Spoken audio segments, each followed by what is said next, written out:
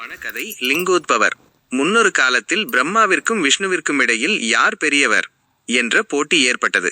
அப்போது சிவன் ஒரு பிரம்மாண்டமான ஜோதி பிழம்பாக அக்கினி தூணாக அவர்கள் முன் தோன்றினார். அதன் அடியை காண விஷ்ணு வராக அவதாரம் எடுத்து பூமியை தோண்டிச் சென்றார். முடியை காண பிரம்மா அன்ன பறவையாக மாறி மேலே பறந்தார்.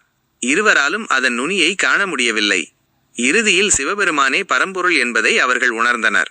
சிவபெருமான் அப்படி ஜோதி வடிவாக நின்ற அந்த இரவே மகா சிவராத்திரி ஆகும்.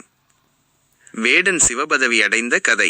சிவராத்திரி விரதத்தின் மகிமையை விளக்கும் மிகச் சிறந்த கதை இது. ஒன்று, காட்டில் ஒரு வேடன் ஒரு சிவராத்திரி அன்று காட்டில் வேட்டையாடச் சென்ற வேடன் ஒருவன் விலங்குகள் எதையும் பிடிக்க முடியாமல் வழிதவறி நின்றார். இரவு நேரமானதால் வனவிலங்குகளிடம் இருந்து தப்பிக்க ஒரு மரத்தின் மேல் ஏறினான். 2, அறியாமல் செய்த பூஜை. அவன் ஏறியது ஒரு வில்வ மரம். பசியினாலும் பயத்தினாலும் அவனுக்கு தூக்கம் வரவில்லை.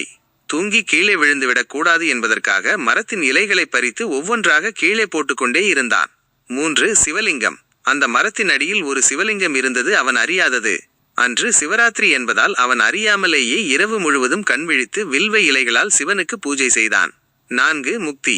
அவனது பசி, விரதம், உறக்கமின்மை, விழிப்பு மற்றும் வில்வ அர்ச்சனை ஆகியவற்றால் மகிழ்ந்த சிவபெருமான் அவனுக்கு காட்சி தந்து முக்தி அளித்தார். பாடம்: முழு மனதுடன் மட்டுமன்றி அறியாமல் செய்தாலும் சிவராத்திரி அன்று சிவனை வழிபட்டால் பெரும் புண்ணியம் கிடைக்கும் என்பதே இக்கதையின் சாரம். சிவராத்திரியின் 4 கால பூஜைகள். சிவராத்திரி அன்று இரவு 4 காலங்களாக பிரிக்கப்பட்டு இறைவனுக்கு அபிஷேகம் செய்யப்படும். முதல் காலம் பஞ்சகவ்ய அபிஷேகம், படைத்தல் -பிரம்மா.